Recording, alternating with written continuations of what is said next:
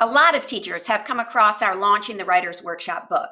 They've purchased it, they're starting to execute the lessons, and really establishing a strong writing environment. But a pretty common question I get is, am I supposed to do all these lessons in order? Because it seems like it'd be a really long time before I actually start teaching writing units. And most recently, I got that question from Christine Gillespie. She's a teacher in Westerville, Ohio. And so Christine and anybody else who's wondering, no, don't necessarily do it in order. The book actually has two parts to it.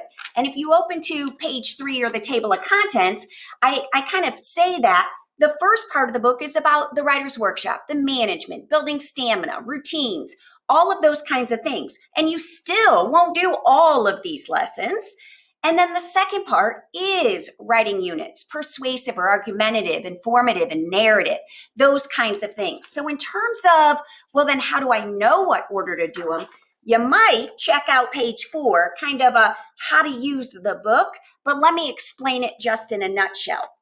The first part of the book, All on Writer's Workshop Procedures, is remember a 3 through 12 list of suggestions. This book is for grades 3 through 12. So everything isn't appropriate to a 3rd or 4th grade teacher, and everything isn't going to work in a secondary 10th, 11th, 12th grade classroom. So I do give you some suggestions on which lessons are most essential for your grade range to start up the year.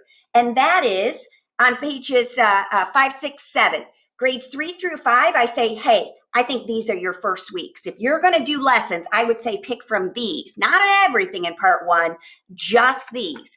I do the same thing for my middle school ELA teachers and the high school. So that's the first thing I would do. And I'm hoping that by the 3rd, 4th week of school, your writer's workshop is up and running. So Christine's next question is, when do I then do units, and do I do those in order as they're presented in the book? No, because if I go back to the table of contents, then Christine, you know that the whole second part of the book is organized by 6 traits. So lessons to develop ideas, lessons to improve organization, voice, word choice, and so on. Well, we don't teach a trait a month, we teach units. So I propose in grades 3 through 5, if you're going to do persuasive units, I would do it in this order. When you do informative units, I would teach these in this order. And narrative, same thing. But again, that's 3 through 5.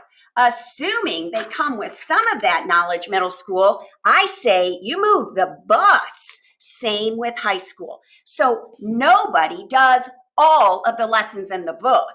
And nobody does them page by page in order.